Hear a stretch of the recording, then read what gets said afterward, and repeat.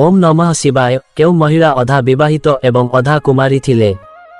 बंधुगण, एही कथा सुनी आपनकु आश्चर्य लागुथिबो, एहा किपरि संभव होई पारे? अधा विवाहित एवं अधा कुमारी महिला किपरि होई पारे? किंतु एहा कौनसी प्रहेलिका नुहे, बरन एहा रामायणर एक रहस्य कथा रहिछि। एही प्रहेलिकारे धर्म, ज्ञान एवं कार्यर गभीर अर्थ लुचि रहिछि। बंधुगण, आजि मुन आपनकु एही प्रश्नर उत्तर देबाकु जाउछि एवं एहा सहित जड़ित एक आकर्षणीय एवं अशुना सूचनाप्रद कहानी कहिबि। एही कहानीटी सीधासळख रामायणरे वर्णित अछि। बंधुगण, एही कहानी जानिबा पाई आपनकु शेष पर्यंत आम सहित जोड़ी होई रहिबाकु पड़िबो।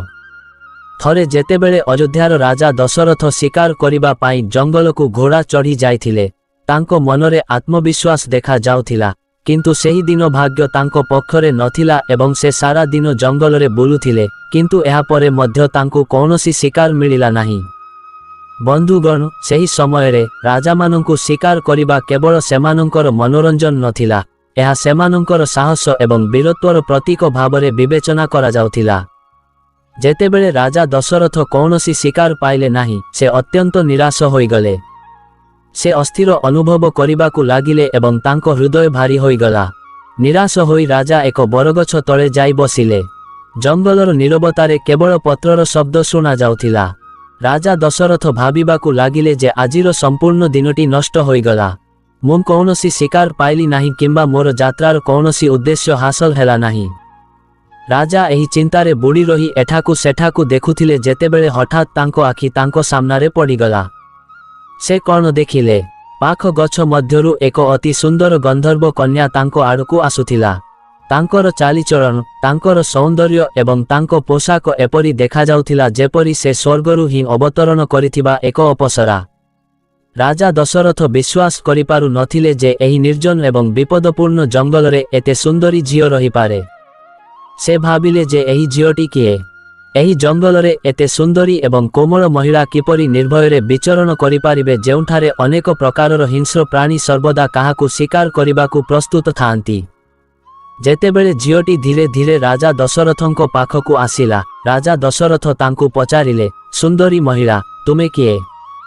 एवं तुमे एही निर्जन विपदपूर्ण जंगलरे काहिंकी एका बुलुछ? तुमर कौन टिकिए साधारण ज्ञान नाही?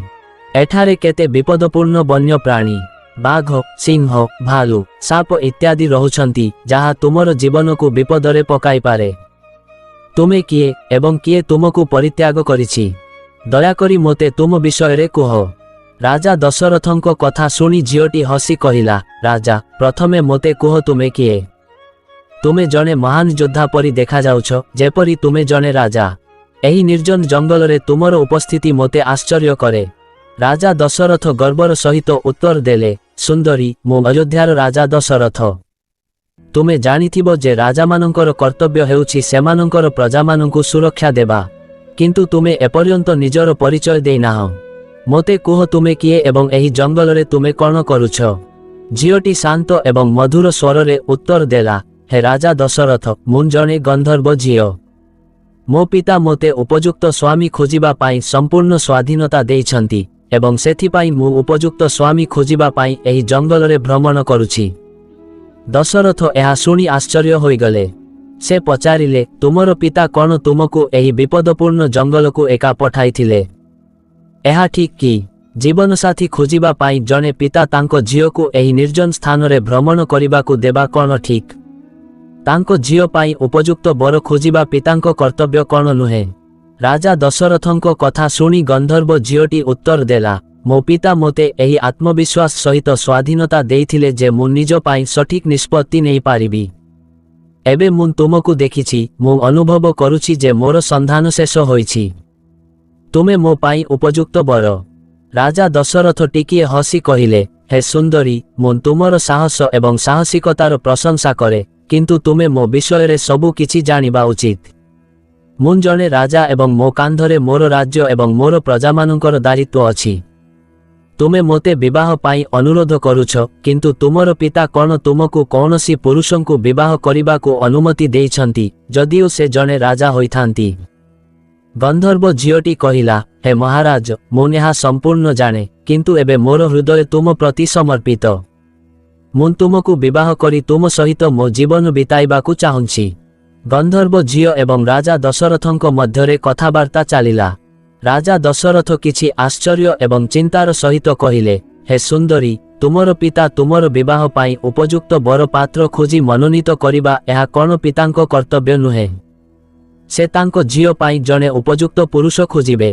ଏହା କିପରି ସମ୍ଭବ ଯେ ଆପଣ ନିଜେ ନିର୍ଭୟରେ ଏହି ନିର୍ଜନ ଜଙ୍ଗଲରେ ସ୍ୱାମୀ ଖୋଜିବା ପାଇଁ ବୁଲୁଛନ୍ତି? ପରମ୍ପରା ଅନୁସାରେ ଜଣେ ପିତା ତାଙ୍କ ଝିଅ ପାଇଁ ବର ବାଛନ୍ତି ଏବଂ ସେ ତାଙ୍କୁ ବିବାହ କରିବା ଉଚିତ। ରାଜା ଦଶରଥଙ୍କ କଥା ଶୁଣି ଗନ୍ଧର୍ବ ଝିଅଟି ହସି ଶାନ୍ତ ସ୍ୱରରେ କହିଲା, ହେ ରାଜା, ମୁଁ ଗନ୍ଧର୍ବର ଝିଅ। ଆମ ଦୁନିଆରେ ଏହା ଏକ ନିୟମ ଯେ ଜଣେ ଝିଅର ଜୀବନସାଥୀ ବାଛିବାର ପୂର୍ଣ୍ଣ ଅଧିକାର ଅଛି। ମୋ ବାପା ମୋତେ ଏହି ସ୍ୱାଧୀନତା ଦେଇଥିଲେ ଯେ ମୁଁ ମୋ ପସନ୍ଦର ଉପଯୁକ୍ତ ବର ବାଛି ପାରିବି। ସେଥିପାଇଁ ମୁଁ ଏହି ଜଙ୍ଗଲରେ ନିର୍ଭୟରେ ସ୍ୱାମୀ ଖୋଜୁଛି। କିନ୍ତୁ ବର୍ତ୍ତମାନ ମୁଁ ତୁମକୁ ଦେଖିଛି, ମୁଁ ନିଶ୍ଚିତ ଯେ ମୋର ସନ୍ଧାନ ଶେଷ ହୋଇଛି। ତୁମେ ହିଁ ମୋ ପାଇଁ ଯୋଗ୍ୟ ବର।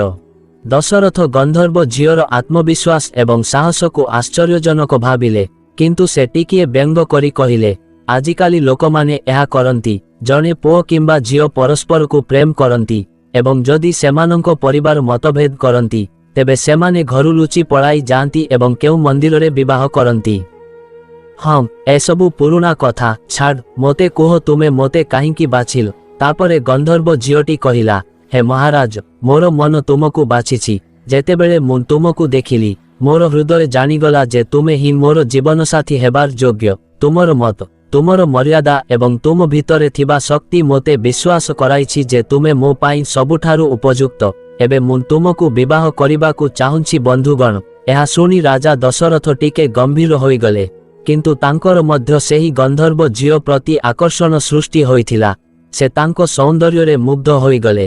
ସେ କହିଲେ, ହେ ଗନ୍ଧର୍ବ ଝିଅ, ତୁମର ସାହସ ଏବଂ ପ୍ରେମ ମୋତେ ମଧ୍ୟ ଆକର୍ଷିତ କରିଛି।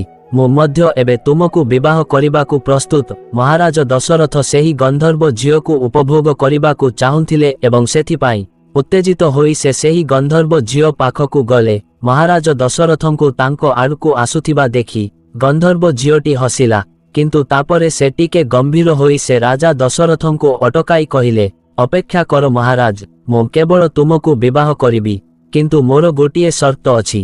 ତେବେ ମୁଁ ତୁମକୁ ବିବାହ କରିବି ଯଦି ତୁମେ ମୋର ସର୍ତ୍ତ ସ୍ୱୀକାର କର। ମହାରାଜ ଦଶରଥ ତାଙ୍କର କ'ଣ ସର୍ତ୍ତ ପଚାରିଲେ। ହେ ସୁନ୍ଦରୀ, ମୁଁ ତାହା ବର୍ତ୍ତମାନ କରିବାକୁ ପ୍ରସ୍ତୁତ।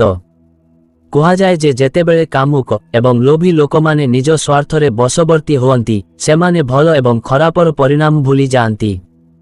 ସେମାନେ ଏହା ମଧ୍ୟ ଭୁଲିଯାଆନ୍ତି ଯେ ଭବିଷ୍ୟତ ପରିଣାମ ଲାଭଦାୟକ ହେବ କି କ୍ଷତିକାରକ ହେବ, ନା ମୋତେ ଦୁଃଖ ଦେବ।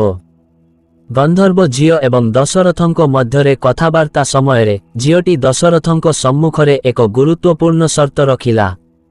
ସେ ଗମ୍ଭୀର ଭାବରେ କହିଲେ, ହେ ମହାରାଜ, ଯଦି ଆପଣ ଚାହାନ୍ତି ଯେ ମୁଁ ଆପଣଙ୍କ ଇଚ୍ଛାକୁ ଗ୍ରହଣ କରି ଆପଣଙ୍କୁ ବିବାହ କରିବି, ତେବେ ଆପଣ ମୋତେ ପ୍ରତିଶ୍ରୁତି ଦିଅନ୍ତୁ ଯେ କେବଳ ମୋର ପୁଅ ଅଯୋଧ୍ୟାର ସିଂହାସନରେ ବସିବ, କେବଳ ମୋ ଔରସରୁ ଜନ୍ମିତ ପୁତ୍ର ଅଯୋଧ୍ୟାର ରାଜା ହେବ ଏବଂ ଯଦି ଆପଣ ଏହି ପ୍ରତିଶ୍ରୁତି ଦିଅନ୍ତି, ତେବେ ମୁଁ ଆପଣଙ୍କୁ ବିବାହ କରିବି। ରାଜା ଦଶରଥ ଅଧିକ ଚିନ୍ତା ନ କରି ତାଙ୍କ ସର୍ତ୍ତକୁ ସ୍ୱୀକାର କଲେ। ସେତେବେଳେ ତାଙ୍କର କୌଣସି ପୁତ୍ର ସନ୍ତାନ ନଥିଲେ। ସେ ଭାବିଲେ ଯେ ହୁଏତ ଏହା ଏକ ସନ୍ତାନ ଜନ୍ମ କରିପାରେ। ତାପରେ ରାଜା ଦଶରଥ ଗନ୍ଧର୍ବ ଝିଅକୁ ବିବାହ ପାଇଁ ଏହି ପ୍ରତିଶ୍ରୁତି ଦେଇ କହିଲେ, ହେ ସୁନ୍ଦରୀ, ମୁଁ ତୁମକୁ ପ୍ରତିଶ୍ରୁତି ଦେଉଛି ଯେ କେବଳ ତୁମର ପୁଅ ଅଯୋଧ୍ୟାର ସିଂହାସନରେ ବସିବ। ଏବେ ତୁମେ ଖୁସି ହେବା ଉଚିତ। ଏହି କଥାଗୁଡ଼ିକ ଶୁଣି ଗନ୍ଧର୍ବ ଝିଅଟି ସନ୍ତୁଷ୍ଟ ହୋଇଗଲା। ତା ଆଖିରେ ଚମକ ଆସିଗଲା, ଯେପରି ସେ ଏବେ ତା ଜୀବନର ଉଦ୍ଦେଶ୍ୟ ହାସଲ କରିଛି। ରାଜା ଦଶରଥ ତାକୁ ଆଶ୍ୱାସନା ଦେଇ କହିଲେ, ମୁଁ ବର୍ତ୍ତମାନ ତୁମ ସହିତ ରହିପାରିବି ନାହିଁ। ମୁଁ ମୋ ରାଜ୍ୟ ଅଯୋଧ୍ୟାକୁ ଯାଉଛି ଏବଂ ନିଶ୍ଚିତ ଏଠାକୁ ବିବାହ ଶୋଭାଯାତ୍ରା ଆଣିବି। ତାପରେ ଆମେ ବୈଦିକ ରୀତିନୀତି ଅନୁସାରେ ବିବାହ କରିବା। ଏହିପରି ଆମର ବିବାହ ହେବ। ଏବେ ତୁମେ ଏହି ଗଛ ତଳେ ଏଠାରେ ବିଶ୍ରାମ ନିଅ। ମୁଁ ଶୀଘ୍ର ଫେରି ଆସିବି। ଗନ୍ଧର୍ବ ଝିଅଟି ମହାରାଜ ଦଶରଥଙ୍କ କଥା ଶୁଣିଲା ପରେ ସେ ଗଛ ତଳେ ବସି ତାଙ୍କ ଫେରିବା ବାଟକୁ ଅପେକ୍ଷା କଲା। ସେ କହିଲା, ଠିକ୍ ଅଛି ମହାରାଜ, ମୁଁ ତୁମକୁ ଅପେକ୍ଷା କରିବି। ମୋର ପୂର୍ଣ୍ଣ ବିଶ୍ୱାସ ଅଛି ଯେ ତୁମେ ନିଶ୍ଚିତ ଭାବରେ ତୁମର ପ୍ରତିଶ୍ରୁତି ପାଳନ କରିବ। ବନ୍ଧୁଗଣ, ତାପରେ ରାଜା ଦଶରଥ ଅଯୋଧ୍ୟା ଅଭିମୁଖେ ଯାତ୍ରା କଲେ। ସେ ନିଜ ପାଇଁ ଜଣେ ସାହସୀ ଏବଂ ଆତ୍ମନିର୍ଭରଶୀଳ ମହିଳାଙ୍କୁ ବାଛିଥିବାରୁ ଉତ୍ସାହ ଏବଂ ଗର୍ବିତ ହେଉଥିଲେ। ତେଣୁ ଗନ୍ଧର୍ବ ଝିଅ ସହିତ ଗନ୍ଧର୍ବ ବିବାହ କରି ଗନ୍ଧର୍ବ ବିବାହ ମନ ଏବଂ ବାଣୀର ଏକ ମିଳନ। ରାଜା ଦଶରଥ ଏବଂ ଗନ୍ଧର୍ବ ଝିଅ ମଧ୍ୟରେ ମଧ୍ୟ ସେହିପରି ଘଟିଥିଲା। ଏହାକୁ ଗନ୍ଧର୍ବ ବିବାହ ବୋଲି ବିବେଚନା କରାଯାଉଥିଲା କାରଣ କେବଳ ବରଣମାଳା ପରସ୍ପରକୁ ପିନ୍ଧାଇ ଗୋଟିଏ ପୁରୁଷ ଗୋଟିଏ ସ୍ତ୍ରୀ ଦୁହେଁ ଦୁହିଁଙ୍କର ଜୀବନସାଥୀ ରୂପେ ପ୍ରତିଜ୍ଞା କରି ଜୀବନ ବିତାଇବା। ବୈଦିକ ରୀତିନୀତି ଅନୁସାରେ ବିବାହର ଅବଶିଷ୍ଟ ରୀତିନୀତି ଏପର୍ଯ୍ୟନ୍ତ ସମ୍ପାଦିତ ହେବାକୁ ବାକି ଥିଲା। ରାଜା ଦଶରଥ ସ୍ପଷ୍ଟ ଭାବରେ କହିଥିଲେ ଯେ ସେ ବିବାହ ଶୋଭାଯାତ୍ରା ସହିତ ସେହି ଜଙ୍ଗଲକୁ ଫେରିବେ ଏବଂ ତାପରେ ସମସ୍ତ ବିବାହର ସବୁ ରୀତିନୀତି ଶେଷ ହେବ। ଗନ୍ଧର୍ବ ଝିଅ ରାଜା ଦଶରଥଙ୍କୁ ବିଶ୍ୱାସ କରି ଗଛ ତଳେ ବସି ଶାନ୍ତ ମନରେ ଅପେକ୍ଷା କଲେ। ଏହି ସମୟରେ ରାଜା ଦଶରଥ ତାଙ୍କ ରାଜ୍ୟ ଅଯୋଧ୍ୟାକୁ ଫେରି ଆସିଲେ। ଭାବିଲେ ଯେ ସେ ଖୁବ୍ ଶୀଘ୍ର ତାଙ୍କର ନୂତନ ଜୀବନସାଥୀଙ୍କୁ ସମ୍ମାନର ସହିତ ତାଙ୍କ ରାଜପ୍ରସାଦକୁ ଆଣିବେ। ଗନ୍ଧର୍ବ ଝିଅକୁ ପ୍ରତିଶ୍ରୁତି ଦେବା ପରେ ମହାରାଜା ଦଶରଥ ଯେତେବେଳେ ଅଯୋଧ୍ୟାକୁ ଫେରିଲେ ସେତେବେଳେ ସେ ଉତ୍ସାହରେ ପୂର୍ଣ୍ଣ ହୋଇଗଲେ। ସେ ନିଷ୍ପତ୍ତି ନେଇଥିଲେ ଯେ ସେ ଖୁବ୍ ଶୀଘ୍ର ବିବାହ କରି ଶୋଭାଯାତ୍ରା ସହିତ ଗନ୍ଧର୍ବ ଝିଅକୁ ଅଯୋଧ୍ୟା ଆଣିବେ। ସେ ଅଯୋଧ୍ୟା ଫେରି ବୈଦିକ ରୀତିନୀତି ଅନୁସାରେ ବିବାହ ସମ୍ପନ୍ନ କରିବାକୁ ପ୍ରତିଶ୍ରୁତି ମଧ୍ୟ ଦେଇଥିଲେ। କିନ୍ତୁ ଅଯୋଧ୍ୟା ଫେରିବା ପରେ ରାଜା ଦଶରଥ ତାଙ୍କର ରାଜକୀୟ କର୍ତ୍ତବ୍ୟ ଏବଂ ପାରିବାରିକ ଦାୟିତ୍ୱରେ ଏତେ ମଗ୍ନ ହୋଇଗଲେ ଯେ ସେ ଧୀରେ ଧୀରେ ତାଙ୍କ ପ୍ରତିଶ୍ରୁତି ମନେ ରଖିବାକୁ ଭୁଲିଗଲେ। ଅଧିକାଂଶ ଲୋକ ଜାଣନ୍ତି ଯେ ଦଶରଥଙ୍କର 3 ଜଣ ମୁଖ୍ୟ ରାଣୀ ଥିଲେ, କୌଶଲ୍ୟା, ସୁମିତ୍ରା ଏବଂ କୈକେୟୀ। ରାମାୟଣରେ ଏହି 3 ରାଣୀଙ୍କ ବିଷୟରେ ପ୍ରମୁଖ ଭାବରେ ଉଲ୍ଲେଖ ଅଛି। ତଥାପି ଆଉ କେତେକ କାହାଣୀ ମଧ୍ୟ ଅଛି ଯେ ରାଜା ଦଶରଥଙ୍କର ମୋଟ 760ଟି ରାଣୀ ଥିଲେ। ଏହି ରାଣୀମାନଙ୍କ ମଧ୍ୟରୁ କିଛି ବିଶେଷ ଥିଲେ ଯାହାଙ୍କର ପାଟରାଣୀର ମାନ୍ୟତା ଥିଲା। ଏହି କାରଣରୁ ରାମାୟଣ ଏବଂ ଅନ୍ୟାନ୍ୟ ଗ୍ରନ୍ଥଗୁଡ଼ିକରେ କେବଳ ଏମାନଙ୍କର ଉଲ୍ଲେଖ ଅଛି। ତଥାପି ଅନ୍ୟ ରାଣୀମାନେ ମଧ୍ୟ ଦଶରଥଙ୍କ ଜୀବନର ଏକ ଗୁରୁତ୍ୱପୂର୍ଣ୍ଣ ଅଂଶ ଥିଲେ। ଦଶରଥଙ୍କର ସେମାନଙ୍କ ସହିତ ଭିନ୍ନ ସମ୍ପର୍କ ଥିଲା ଏବଂ ସେମାନେ ସମସ୍ତେ ତାଙ୍କ ରାଜପ୍ରସାଦର ସୌନ୍ଦର୍ଯ୍ୟ ବୃଦ୍ଧି କରିଥିଲେ। ମହାରାଜା ଦଶରଥ ଅଯୋଧ୍ୟା ଫେରିବା ପରେ ସେ ତାଙ୍କର 760 ରାଣୀଙ୍କ ମଧ୍ୟରେ ଏତେ ହଜିଗଲେ ଯେ ପ୍ରତିଦିନ ରାଜପ୍ରସାଦରେ କିଛି ନା କିଛି ଉତ୍ସବ ହେଉଥିଲା, କିଛି ନା କିଛି କାମ ହେଉଥିଲା। ସେ ତାଙ୍କ ପରିବାର ସହିତ ଏତେ ବ୍ୟସ୍ତ ହୋଇଗଲେ ଯେ ଧୀରେ ଧୀରେ ଗନ୍ଧର୍ବ ଝିଅକୁ ଦିଆଯାଇଥିବା ପ୍ରତିଶ୍ରୁତି ଭୁଲିଗଲେ। ତାଙ୍କର 3 ପ୍ରମୁଖ ରାଣୀ କୌଶଲ୍ୟା, କୈକେୟୀ, ସୁମିତ୍ରା ଏବଂ ଅନ୍ୟ ରାଣୀମାନେ ଅନେକ ସର୍ବଦା ତାଙ୍କୁ ସେବା ଏବଂ ପ୍ରେମ କରିବାରେ ନିୟୋଜିତ ଥିଲେ। ରାଜା ଦଶରଥ ରାଜପ୍ରସାଦର ଅନ୍ୟାନ୍ୟ କାର୍ଯ୍ୟ ଏବଂ ପ୍ରଜା କଲ୍ୟାଣରେ ଏତେ ମଗ୍ନ ହୋଇଗଲେ ଯେ ତାଙ୍କୁ ଜଙ୍ଗଲରେ ଏକ ଗଛ ତଳେ ଅପେକ୍ଷା କରିଥିବା ଗନ୍ଧର୍ବ କନ୍ୟା ମନେ ରହିଲା ନାହିଁ। ଗନ୍ଧର୍ବ କନ୍ୟା ରାଜା ଦଶରଥଙ୍କୁ ବିଶ୍ୱାସ କରି ତାଙ୍କୁ ପ୍ରତିଶ୍ରୁତି ଦେଇଥିଲେ ଯେ ସେ ତାଙ୍କ ପାଇଁ ଅପେକ୍ଷା କରିବେ। କିନ୍ତୁ ରାଜା ଦଶରଥ ତାଙ୍କ ରାଜପ୍ରସାଦର ବୈଭବ, ରାଣୀମାନଙ୍କ ପ୍ରେମ ଏବଂ ରାଜ୍ୟ କାର୍ଯ୍ୟରେ ଏତେ ମଗ୍ନ ଥିଲେ ଯେ ସେ ଗନ୍ଧର୍ବ କନ୍ୟାକୁ ଦେଇଥିବା ପ୍ରତିଶ୍ରୁତିକୁ ସମ୍ପୂର୍ଣ୍ଣ ଭୁଲିଗଲେ। ରାଜପ୍ରସାଦରେ ସବୁବେଳେ ତାଙ୍କ ସହିତ କିଛି ରାଣୀ ରହୁଥିଲେ, କେହି ତାଙ୍କର ଯତ୍ନ ନେଉଥିଲେ, କେହି ରାଜକୀୟ ଆଲୋଚନାରେ ତାଙ୍କ ସହିତ ଯାଉଥିଲେ। ରାଜା ଦଶରଥ ମନେ ରଖି ନଥିଲେ ଯେ ସେ ଗନ୍ଧର୍ବ କନ୍ୟାକୁ ପ୍ରତିଶ୍ରୁତି ଦେଇଥିଲେ ଯେ ସେ ବିବାହ ଶୋଭାଯାତ୍ରା ସହିତ ସେହି ଜଙ୍ଗଲକୁ ଫେରି ଗନ୍ଧର୍ବ ଝିଅକୁ ବିବାହ କରିବେ। ଏହି ସମୟରେ ଜଙ୍ଗଲରେ ଗନ୍ଧର୍ବ ଝିଅ ଦଶରଥଙ୍କୁ ଅପେକ୍ଷା କରିଥିଲା। ପ୍ରତିଦିନ ସେ ଆଶା କରିଥିଲା ଯେ ରାଜା ଦଶରଥ ତାଙ୍କ ବିବାହ ଶୋଭାଯାତ୍ରା ସହିତ ଫେରି ଆସିବେ ଏବଂ ତାଙ୍କୁ ସାଙ୍ଗରେ ନେଇଯିବେ। କିନ୍ତୁ ସମୟ ବିତିବା ସହିତ ତାଙ୍କର ନିରାଶା ବଢ଼ିବାରେ ଲାଗିଲା। ବନ୍ଧୁଗଣ, ରାଜା ଦଶରଥ ତାଙ୍କ ବ୍ୟସ୍ତ କାର୍ଯ୍ୟସୂଚୀରେ ଗନ୍ଧର୍ବ ଝିଅକୁ ବିବାହ ପ୍ରତିଶ୍ରୁତି ଭୁଲିଗଲେ ଏବଂ ତାଙ୍କ ବର୍ତ୍ତମାନର ଜୀବନରେ ମଗ୍ନ ହୋଇଗଲେ। ଗନ୍ଧର୍ବ ଝିଅଟି ରାଜା ଦଶରଥଙ୍କ ପ୍ରତିଶ୍ରୁତି ଉପରେ ପୂର୍ଣ୍ଣ ବିଶ୍ୱାସ ରଖିଥିଲା। ସେ ଗଛ ତଳେ ବସି ତାଙ୍କ ପାଇଁ ଅପେକ୍ଷା କରିଥିଲା। ପ୍ରତିଦିନ ସେ ଆଶା କରିଥିଲା ଯେ ରାଜା ଦଶରଥ ତାଙ୍କ ବିବାହ ଶୋଭାଯାତ୍ରା ସହିତ ଫେରି ଆସିବେ ଏବଂ ତାଙ୍କୁ ନିଜ ସହିତ ନେଇଯିବେ। କିନ୍ତୁ ସମୟ ବିତିବା ସହିତ ଦଶରଥ ତାଙ୍କ ପ୍ରତିଶ୍ରୁତି ଭୁଲିଗଲେ ଏବଂ ତାଙ୍କ ରାଜକୀୟ କର୍ତ୍ତବ୍ୟରେ ମଗ୍ନ ହୋଇଗଲେ ଏବଂ ତାଙ୍କ ରାଣୀମାନଙ୍କ ପ୍ରେମରେ ହଜିଗଲେ। ଗନ୍ଧର୍ବ ଝିଅ ପାଇଁ ଏହି ଅପେକ୍ଷା ଅସହ୍ୟ ହେଉଥିଲା। ସେ ଭାବିଲେ ଯେ ଦଶରଥ ତାଙ୍କ କଥା ଦେଇଛନ୍ତି ଏବଂ ଜଣେ ରାଜାଙ୍କ ପ୍ରତିଶ୍ରୁତି କେବେ ମିଥ୍ୟା ହୋଇପାରେ ନାହିଁ, କିନ୍ତୁ ସେ ଏପର୍ଯ୍ୟନ୍ତ କାହିଁକି ଫେରିଲେ ନାହିଁ? ଏହି ଚିନ୍ତାରେ ଗନ୍ଧର୍ବ ଝିଅ ଗଛ ତଳେ ଧ୍ୟାନ କରିବାକୁ ଲାଗିଲା। ମନକୁ ଶାନ୍ତ ରଖି ସେ ଭଗବାନଙ୍କୁ ପ୍ରାର୍ଥନା କରିବାକୁ ଲାଗିଲେ ଯେ ରାଜା ଦଶରଥ ତାଙ୍କ ପ୍ରତିଶ୍ରୁତି ପାଳନ କରନ୍ତୁ। ଅନେକ ଦିନ ଏବଂ ରାତି ପର୍ଯ୍ୟନ୍ତ ସେ ପ୍ରାର୍ଥନା କଲେ। ସେ ନିରନ୍ତର ତପସ୍ୟା କରି ଚାଲିଲେ। ତାଙ୍କର ତପସ୍ୟା ଏତେ ତୀବ୍ର ଥିଲା ଯେ ସେ ସେଠାରେ ବସି ମଧ୍ୟ ତାଙ୍କ ଶରୀର ତ୍ୟାଗ କରିଥିଲେ। ଏହି ଘଟଣା ମାତଙ୍ଗ ଋଷି ଦେଖିଥିଲେ। ସେହି ଜଙ୍ଗଲରେ ଜଣେ ଗନ୍ଧର୍ବ ଝିଅ ତପସ୍ୟା କରୁଥିଲେ। ସେ ଝିଅର ତ୍ୟାଗ ଏବଂ ତପସ୍ୟା ଦେଖି ଗଭୀର ଭାବରେ ପ୍ରଭାବିତ ହୋଇଥିଲେ। ଯେତେବେଳେ ମାତଙ୍ଗ ଋଷି ଦେଖିଲେ ଯେ ଗନ୍ଧର୍ବ ଝିଅ ତାଙ୍କ ଜୀବନ ତ୍ୟାଗ କରିଛନ୍ତି, ସେ ତାଙ୍କ ପାଖକୁ ଗଲେ। ସେ ଧ୍ୟାନ କଲେ ଏବଂ ତାଙ୍କ ଜୀବନର ଉଦ୍ଦେଶ୍ୟ ଏବଂ ରାଜା ଦଶରଥଙ୍କ ସହ ତାଙ୍କର କଥାବାର୍ତ୍ତା କଲେ। ତାପରେ ସେ ଗନ୍ଧର୍ବ ଝିଅ ମୃତ ହାଡ଼ରୁ କଠଉ ତିଆରି କଲେ।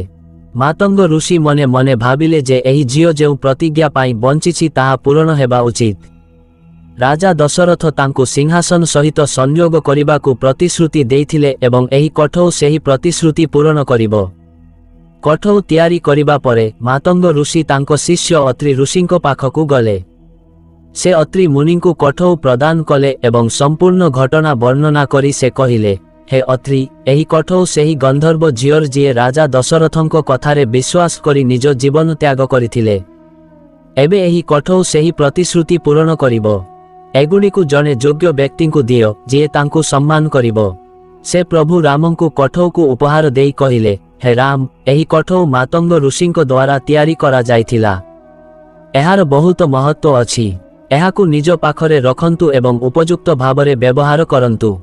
ପ୍ରଭୁ ରାମ କଠଉଟିକୁ ବହୁତ ସମ୍ମାନର ସହିତ ଗ୍ରହଣ କରିଥିଲେ ଏବଂ ଅନୁଭବ କରିଥିଲେ ଯେ ଏହି କଠଉ ପ୍ରକୃତରେ ଦିବ୍ୟ। କୌଣସି ବିଶେଷ ଉଦ୍ଦେଶ୍ୟ ପାଇଁ ଭଗବାନ ରାମ ତାକୁ ନିଜ ପାଖରେ ରଖିଥିଲେ ଏବଂ ମାତଙ୍ଗ ଋଷି ମଧ୍ୟ ସେଠାରେ ପହଞ୍ଚିଥିଲେ ଏବଂ ମାତଙ୍ଗ ଋଷି ତାଙ୍କ ଶିଷ୍ୟଙ୍କୁ ବହୁତ ଧନ୍ୟବାଦ ଦେଇଥିଲେ ଏବଂ କହିଥିଲେ ଯେ ତୁମେ ଭଗବାନ ରାମଙ୍କୁ ଯେଉଁ କଠଉ ଦେଇଥିଲ ତାହା ତାଙ୍କର ବନ୍ଧୁମାନଙ୍କୁ ଦେବା ଉଚିତ। ତାପରେ ଭଗବାନ ରାମ ତାଙ୍କ ପାଦରେ ସେହି କଠଉ ପିନ୍ଧି ନଥିଲେ। ସେ ତାଙ୍କ ପାଦ ପାଇଁ ଜୋତା ତିଆରି କରି ନଥିଲେ ଏବଂ କଠଉଟିକୁ ଏକ କପଡ଼ାରେ ଗୁଡ଼ାଇ ତାଙ୍କ ଭାଇ ଲକ୍ଷ୍ମଣଙ୍କୁ ଦେଇ କହିଲେ, ହେ ଲକ୍ଷ୍ମଣ, ଏହି କଠଉ ତୁମ ପାଖରେ ରଖ। ଏହାକୁ ତୁମେ ପାଦରେ ପିନ୍ଧିବ ନାହିଁ। ଆମେ ଆଗକୁ ଜଙ୍ଗଲରେ ଖାଲି ପାଦରେ ଚାଲିବାକୁ ହେବ। ଆମେ ଏହାକୁ ପିନ୍ଧିବା ନାହିଁ। ବନ୍ଧୁଗଣ, କୁହାଯାଏ ଯେ ଯେତେବେଳେ ଭଗବାନ ରାମ, ଲକ୍ଷ୍ମଣ ଏବଂ ସୀତା ଚିତ୍ରକୂଟରେ ଉପସ୍ଥିତ ଥିଲେ, ସେତେବେଳେ ରାମଙ୍କ ବନବାସ ନିଷ୍ପତ୍ତିରେ ଅଯୋଧ୍ୟାର ସମସ୍ତେ ଦୁଃଖିତ ଥିଲେ, କିନ୍ତୁ ଭରତ ସବୁଠାରୁ ଅଧିକ ଦୁଃଖିତ ଥିଲେ। ତାଙ୍କ ବଡ଼ ଭାଇ ବିନା ଅଯୋଧ୍ୟାର ରାଜପ୍ରସାଦ ନିର୍ଜନ ଅନୁଭବ କରିବାକୁ ଲାଗିଥିଲା। ଭରତ ତାଙ୍କ ମନରେ ସଂକଳ୍ପ ନେଇଥିଲେ ଯେ ସେ ରାମଙ୍କୁ ଭେଟିବାକୁ ଯିବେ ଏବଂ ତାଙ୍କୁ ଅଯୋଧ୍ୟାକୁ ଫେରାଇ ଆଣିବେ। ଭରତ ଗୁରୁ ବଶିଷ୍ଠ ଏବଂ ରାଜ ପରିବାରର ଅନେକ ସଦସ୍ୟଙ୍କ ସହିତ ଅଯୋଧ୍ୟାରୁ ଚିତ୍ରକୂଟ ଯାତ୍ରା କରିଥିଲେ। ଯେତେବେଳେ ସେ ଚିତ୍ରକୂଟରେ ପହଞ୍ଚିଲେ, ସେ ରାମଙ୍କୁ ଦେଖିଲେ। ରାମ ଜଙ୍ଗଲରେ ଥିଲେ ଏବଂ ଲକ୍ଷ୍ମଣ ଏବଂ ମାତା ସୀତା ତାଙ୍କ ସହିତ ଥିଲେ। ଯେତେବେଳେ ଭରତ ତାଙ୍କ ଭାଇଙ୍କୁ ଏହି ଅବସ୍ଥାରେ ଦେଖି ସେ କାନ୍ଦିବାକୁ ଲାଗିଲେ। ଭରତ ରାମଙ୍କ ପାଦ ତଳେ ପଡ଼ି କହିଲେ, ଭାଇ, ତୁମେ ଏସବୁ କାହିଁକି ସହ୍ୟ କରୁଛ? ତୁମ ଭଳି ଧାର୍ମିକ ରାଜାଙ୍କୁ ଜଙ୍ଗଲରେ ରହିବାର କ'ଣ ଆବଶ୍ୟକତା ଅଛି? ଦୟାକରି ଅଯୋଧ୍ୟା ଫେରି ସିଂହାସନରେ ବସି ରାଜ୍ୟ ଶାସନ କର। ମୁଁ ଅଯୋଧ୍ୟାର ରାଜା ହେବାର ଯୋଗ୍ୟ ନୁହେଁ। ରାମ ଭରତଙ୍କୁ ଉଠାଇ କହିଲେ, ଭାଇ ଭରତ, ତୁମର ପ୍ରେମ ମୋ ପାଇଁ ଅମୂଲ୍ୟ, କିନ୍ତୁ ତୁମେ ଏପରି କାହିଁକି କହୁଛ? ମୋ ପିତାଙ୍କ ପ୍ରତିଶ୍ରୁତି ପୂରଣ କରିବା ପାଇଁ ମୋତେ ଏହି 14 ବର୍ଷ ବନବାସ ଦିଆଯାଇଛି। ଧର୍ମ ପାଳନ କରିବା ମୋର ସବୁଠାରୁ ବଡ଼ କର୍ତ୍ତବ୍ୟ। ଯଦି ମୁଁ ଏହି ସମୟରେ ଅଯୋଧ୍ୟା ଫେରିଯାଏ, ତେବେ ମୋ ପିତାଙ୍କ ପ୍ରତିଶ୍ରୁତି ଅପୂର୍ଣ୍ଣ ରହିବ ଏବଂ ଏହା ମୋର ସବୁଠାରୁ ବଡ଼ ଧର୍ମ ହେବ। ଭରତ ଭାବପ୍ରବଣ ହୋଇ କହିଲେ, ଭାଇ, ମୁଁ ମୋ ପିତାଙ୍କ ନିଷ୍ପତ୍ତିକୁ ସମ୍ମାନ କରେ, କିନ୍ତୁ ତାଙ୍କ ମୃତ୍ୟୁ ପରେ ଅଯୋଧ୍ୟା ଏକ ଅନାଥ ରାଜ୍ୟ ପାଲଟି ଯାଇଛି। ତୁମ ବିନା ଲୋକମାନେ ଦୁଃଖୀ। ଯଦି ତୁମେ ଫେରିବ ନାହିଁ, ତେବେ ଅଯୋଧ୍ୟା ଧ୍ୱଂସ ପାଇଯିବ। ଲୋକମାନଙ୍କୁ ସୁରକ୍ଷା ଦେବା କ'ଣ ତୁମର କର୍ତ୍ତବ୍ୟ ନୁହେଁ? ଦୟାକରି ମୋର ଅନୁରୋଧ ଗ୍ରହଣ କର। ତାପରେ ରାମ ଭାବପ୍ରବଣ ହୋଇ କହିଲେ, ଭାଇ ଭରତ, ମୁଁ ତୁମର ଭାବନା ବୁଝିପାରୁଛି, କିନ୍ତୁ ମୁଁ ନିଷ୍ପତ୍ତି କରିସାରିଛି। ପିତାଙ୍କ ପ୍ରତିଶ୍ରୁତି ମୋର ଧର୍ମ ଏବଂ ଏହାକୁ ପୂରଣ କରିବା ମୋର ପ୍ରାଥମିକତା। ମୋ ଅନୁପସ୍ଥିତିରେ ତୁମେ ଅଯୋଧ୍ୟାକୁ ଶାସନ କରିବା ଉଚିତ। ତୁମେ ରାଜ୍ୟ ପରିଚାଳନା କରିବା ଉଚିତ। ଭରତ ପୁଣି ଥରେ କହିଲେ, ଯଦି ତୁମେ ଫେରି ଆସିବ ନାହିଁ, ତେବେ ମୁଁ ମଧ୍ୟ ଅଯୋଧ୍ୟା ଫେରିବି ନାହିଁ। ମୁଁ ତୁମ ବିନା ସିଂହାସନରେ ବସିପାରିବି ନାହିଁ। ଭଗବାନ ରାମ ଭରତଙ୍କୁ ସାନ୍ତ୍ୱନା ଦେଇ କହିଲେ, ଦେଖ ଭାଇ, ଯଦି ତୁମେ ମୋତେ ଏତେ ଭଲ ପାଅ, ତେବେ ମୋ କଥା ଶୁଣ। ମୁଁ ତୁମକୁ ମୋର ପାଦ କଠଉ ପ୍ରଦାନ କରୁଛି। ତୁମେ ତାକୁ ସିଂହାସନରେ ବସାଇ ରାଜ୍ୟ ଶାସନ କରିବା ଉଚିତ। ଏହି କଠଉ ମୋର ପ୍ରତୀକ ଏବଂ ତୁମେ ମୋର ପ୍ରତିନିଧି ଭାବରେ ଶାସନ କରିବ। ଏହା ଶୁଣି ଭରତ କାନ୍ଦି ପକାଇ କହିଲେ, ଭାଇ, ତୁମ ବିନା ମୁଁ ଏହା କିପରି କରିପାରିବି? ତୁମ ପାଦ ବିନା ଅଯୋଧ୍ୟା ନିର୍ଜନ ଅନୁଭବ କରେ। ରାମ କହିଲେ, ଭରତ, ଏହି କଠଉ କେବଳ ଏକ ପ୍ରତୀକ ନୁହେଁ। ତୁମେ ଏହି କଠଉ ସିଂହାସନରେ ରଖି ରାଜ୍ୟ ଶାସନ କରିବ। ମୁଁ ଆଜି ଏହା ଜାଣି ସନ୍ତୁଷ୍ଟ ହେବି ଯେ ଅଯୋଧ୍ୟା ମୋର ଆଦର୍ଶ ଅନୁସାରେ ଚାଲିଛି। ତୁମେ ମୋର ପ୍ରତିନିଧି ଏବଂ ଏହି କଠଉ ତୁମକୁ ମଧ୍ୟ ଅନୁଭବ କରାଇବ ଯେ ମୁଁ ତୁମ ସହିତ ଅଛି। ଭରତ ଭଗବାନ ରାମଙ୍କ କଠଉ ଗ୍ରହଣ କରି କହିଲେ, ଭାଇ, ଏହି କଠଉ ମୋ ପାଇଁ ତୁମର ଆଶୀର୍ବାଦ। ମୁଁ ତାକୁ ସିଂହାସନରେ ରଖି ନିଶ୍ଚିତ ରାଜ୍ୟ ତୁମର ଶିକ୍ଷା ଅନୁସାରେ ଚାଲିବ। କିନ୍ତୁ ମୁଁ ପ୍ରତିଜ୍ଞା କରୁଛି ଯେ ତୁମେ ଫେରିବା ପର୍ଯ୍ୟନ୍ତ ମୁଁ ନିଜେ ସିଂହାସନରେ ବସିବି ନାହିଁ। ମୁଁ ଏକ ତପସ୍ୱୀ ପରି ଜୀବନଯାପନ କରିବି ଏବଂ ତୁମକୁ ଅପେକ୍ଷା କରିବି। ପ୍ରଭୁ ରାମ ଭରତଙ୍କୁ ଆଲିଙ୍ଗନ କରି କହିଲେ, ଭାଇ, ଏପରି ତୁମର ବଳିଦାନ ତୁମ ପରି ଭାଇ ପାଇ ମୁଁ ଆଜି ଗର୍ବିତ। ମୁଁ ତୁମଠାରୁ ଏହା ଆଶା କରେ। ଅଯୋଧ୍ୟାର ଲୋକମାନେ ତୁମକୁ ବିଶ୍ୱାସ କରନ୍ତି। ତୁମେ ସେମାନଙ୍କ ପାଇଁ ମୁଁ ଯାହା କହୁଛି ତାହା ପାଳନ କର। କଠଉ ଦେବା ସମୟରେ ରାମ ଭରତଙ୍କୁ କହିଲେ, ଏହି କଠଉ ସିଂହାସନରେ ରଖ ଏବଂ ତାଙ୍କୁ କୁହ ଯେ ମା, ଏଗୁଡ଼ିକରୁ ତୁମେ ସୁଖ ପାଇବ। ଭରତ ଭାଇଙ୍କୁ ପଚାରିଲେ, କେଉଁ ମା ସୁଖ ପାଇବେ? ତାପରେ ରାମ ଉତ୍ତର ଦେଲେ ଯେ ଏହି ଖୁସି ସେହି ଲୋକକୁ ଯିବ ଯିଏ ତ୍ୟାଗ ଏବଂ ପ୍ରେମର ପ୍ରତୀକ ହୋଇ ଏହି କଠଉକୁ ଜନ୍ମ ଦେଇଛି। ସେ ଜଣେ ଗନ୍ଧର୍ବ ଝିଅ ଥିଲେ ଯିଏ ମୋ ପିତାଙ୍କ ପ୍ରତିଶ୍ରୁତି ଯୋଗୁଁ ନିଜ ଜୀବନ ହରାଇଥିଲେ। ତାଙ୍କର ବଳିଦାନ ବ୍ୟର୍ଥ ଯିବ ନାହିଁ। ଯେତେବେଳେ ଏହି କଠଉ ଅଯୋଧ୍ୟାର ସିଂହାସନରେ ବସିବେ, ତାଙ୍କର ଉଦ୍ଦେଶ୍ୟ ପୂରଣ ହେବ। ଭରତ ରାମଙ୍କ କଥା ବୁଝିପାରିଲେ ଏବଂ କଠଉ ନେଇ ଅଯୋଧ୍ୟା ଫେରି ଆସିଲେ। ସେ ଏହି କଠଉକୁ ସିଂହାସନରେ ରଖିଲେ ଏବଂ 14 ବର୍ଷ ପର୍ଯ୍ୟନ୍ତ ତପସ୍ୱୀ ଜୀବନ ବିତାଇବା ପରେ ରାମଙ୍କୁ ଅପେକ୍ଷା କରିବାକୁ ଲାଗିଲେ। ଯେତେବେଳେ ରାମ ଭରତଙ୍କୁ କଠଉ ପ୍ରଦାନ କଲେ, ଭରତର ହୃଦୟ ଭିତରେ ଭିତରେ ଗଭୀର ଯନ୍ତ୍ରଣା ପାଇଲେ। ତାହା ଥିଲା ତାଙ୍କ ବଡ଼ ଭାଇ ପ୍ରତି ସମ୍ମାନରେ ପୂର୍ଣ୍ଣ ପ୍ରେମ। ସେ ହାତରେ କଠଉ ଧରି ରାମଙ୍କୁ କହିଲେ, ଭାଇ, ଏହି କଠଉ କେବଳ ତୁମର ପ୍ରତୀକ ନୁହେଁ, ଏଗୁଡ଼ିକ ତୁମର ଆଶୀର୍ବାଦ ଏବଂ ମୋ ପାଇଁ ତୁମର ଆଦେଶ। ମୁଁ ଏହାକୁ ସିଂହାସନରେ ସ୍ଥାପନ କରିବି, କିନ୍ତୁ ମୁଁ ପ୍ରତିଶ୍ରୁତି ଦେଉଛି ଯେ ମୁଁ କେବେ ନିଜେ ସିଂହାସନରେ ବସିବି ନାହିଁ। ତୁମ ବିନା ସିଂହାସନ ମୋ ପାଇଁ ଶୂନ୍ୟ। ମୁଁ ଏହି କଠଉକୁ ଅଯୋଧ୍ୟାର ରାଜା ଭାବରେ ଗ୍ରହଣ କରିବି। ରାମ ସ୍ନେହରେ ଭରତଙ୍କୁ ଆଲିଙ୍ଗନ କରି କହିଲେ, ଭରତ, ତୁମର ବଳିଦାନ ଅଯୋଧ୍ୟାବାସୀଙ୍କ ପାଇଁ ପ୍ରେରଣା ହେବ। ତୁମର ନିଷ୍ପତ୍ତି ଆମ ପିତାଙ୍କ ପ୍ରତିଶ୍ରୁତି ପୂରଣ କରିବ ଏବଂ ତୁମର ପ୍ରଜାମାନଙ୍କୁ ସୁରକ୍ଷା ଦେବ। ତୁମେ ମୋର ଆଦର୍ଶ ଏବଂ ଧର୍ମକୁ ଅନୁସରଣ କରି ରାଜ୍ୟ ଶାସନ କରିବା ଉଚିତ। ଏହି କଠଉ ଅଯୋଧ୍ୟାରେ ନ୍ୟାୟ, ଧର୍ମ ଏବଂ ସତ୍ୟର ପ୍ରତୀକ। ଭରତ କଠଉକୁ ଦେଖି ପଚାରିଲେ, ଭାଇ, ତୁମେ କହିଥିଲ ଯେ ଏହି କଠଉକୁ ସିଂହାସନରେ ରଖିବା ଦ୍ୱାରା ମାତାଙ୍କୁ ଖୁସି ମିଳିବ। ଦୟାକରି ସ୍ପଷ୍ଟ କରନ୍ତୁ ଯେ ତୁମେ କେଉଁ ମାତାଙ୍କ କଥା କହୁଛ ଭାଇ? ରାମ ହସି ଉତ୍ତର ଦେଲେ, ଭରତ, ଏହି ଖୁସି ସେହି ମାତାଙ୍କୁ ମିଳିବ ଯିଏ ତାଙ୍କର ପ୍ରତିଜ୍ଞା ଏବଂ ତ୍ୟାଗ ଦ୍ୱାରା ଏହି କଠଉକୁ ଜନ୍ମ ଦେଇଥିଲେ। ଗନ୍ଧର୍ବ ଝିଅ ଯିଏ ତାଙ୍କ ପିତାଙ୍କ ପ୍ରତିଶ୍ରୁତିରେ ସ୍ଥିର ରହି ତପସ୍ୟା କରିବା ସମୟରେ ନିଜ ଜୀବନକୁ ବଳିଦାନ ଦେଇଥିଲେ। ତାଙ୍କର ତପସ୍ୟା, ତ୍ୟାଗ ଏବଂ ବିଶ୍ୱାସ ବ୍ୟର୍ଥ ଯିବ ନାହିଁ। ଯେତେବେଳେ ଏହି କଠଉକୁ ଅଯୋଧ୍ୟାର ସିଂହାସନରେ ରଖାଯିବ, ତାଙ୍କର ଉଦ୍ଦେଶ୍ୟ ପୂରଣ ହେବ। ଏହା ଶୁଣି ଭରତ ଗମ୍ଭୀର ହୋଇଗଲେ। ସେ ତାଙ୍କ ମା ଏବଂ ଗନ୍ଧର୍ବ ଝିଅର ବଳିଦାନକୁ ହୃଦୟରେ ପ୍ରଣାମ କଲେ ଏବଂ ରାମଙ୍କୁ କହିଲେ, ଭାଇ, ମୁଁ କେବଳ ଏହି କଠଉକୁ ସିଂହାସନରେ ରଖିବି ନାହିଁ, ବରଂ ପୂର୍ଣ୍ଣ ସମ୍ମାନ ସହିତ ସେମାନଙ୍କୁ ସମ୍ମାନ କରିବି ଏବଂ ରାଜସିଂହାସନର ପ୍ରତୀକ ବୋଲି ବିବେଚନା କରିବି। ତୁମେ ଫେରିବା ପର୍ଯ୍ୟନ୍ତ ମୁଁ ଏକ ତପସ୍ୱୀ ଜୀବନ ବିତାଇବି। ଏହା ମୋର ପ୍ରତିଜ୍ଞା। ଭରତ କଠଉକୁ ଏକ କପଡ଼ାରେ ଗୁଡ଼ାଇ ଦେଲେ ଏବଂ ସେ ଏହାକୁ ତାଙ୍କ ମୁଣ୍ଡରେ ରଖିଲେ। ଭାବିଲେ ରାମଙ୍କ ପରି ଭାଇ ତାଙ୍କୁ 14 ବର୍ଷ ନ ଦେଖି ରହିବା ବହୁତ କଷ୍ଟଦାୟକ। ମନ ଦୁଃଖରେ କାନ୍ଦିଲେ। ତାଙ୍କ ଆଖିରୁ ଲୁହ ଝରୁଥିଲା, କିନ୍ତୁ ସେ ତାଙ୍କ ବଡ଼ ଭାଇଙ୍କ ଆଜ୍ଞା ଏବଂ ପ୍ରତିଶ୍ରୁତି ପୂରଣ କରୁଥିବାରୁ ସନ୍ତୋଷ ଅନୁଭବ ମଧ୍ୟ କଲେ। ରାମ ଭରତଙ୍କୁ ଆଲିଙ୍ଗନ କରି କହିଲେ, ଭାଇ, ତୁମର ବଳିଦାନ ଅଯୋଧ୍ୟା ପାଇଁ ମୂଲ୍ୟବାନ। ମୁଁ ପ୍ରତିଶ୍ରୁତି ଦେଉଛି ଯେ ବନବାସ ସମୟ ସମାପ୍ତ ହେବା ମାତ୍ରେ ମୁଁ ଫେରି ଆସି ତୁମକୁ ଭେଟିବି। ସେତେବେଳ ପର୍ଯ୍ୟନ୍ତ ତୁମେ ମୋ ସ୍ଥାନରେ ଏହି ଦାୟିତ୍ୱ ଗ୍ରହଣ କର। ଭରତ ରାମଙ୍କ ପାଦ ସ୍ପର୍ଶ କରି ପ୍ରଣାମ କଲେ ଏବଂ କଠଉ ନେଇ ଅଯୋଧ୍ୟାକୁ ଫେରିଗଲେ। ଅଯୋଧ୍ୟା ଫେରିବା ପରେ ଭରତ ସିଂହାସନରେ କଠଉ ରଖି ସାରା ରାଜ୍ୟରେ ଘୋଷଣା କଲେ, ରାମଙ୍କ କଠଉ ଅଯୋଧ୍ୟାର ରାଜା ହେବେ ଏବଂ ମୁଁ କେବଳ ତାଙ୍କର ଦାସ। ଏହି ସିଂହାସନ ମୋ ପାଇଁ ନୁହେଁ, ବରଂ ମୋର ବଡ଼ ଭାଇ ରାମଙ୍କ ପାଇଁ ସଂରକ୍ଷିତ। ସେ ଫେରିବା ପର୍ଯ୍ୟନ୍ତ ମୁଁ ତାଙ୍କ ପାଇଁ ଅପେକ୍ଷା କରିବି ଏବଂ ତାଙ୍କର କଠଉକୁ ପୂଜା କରିବି।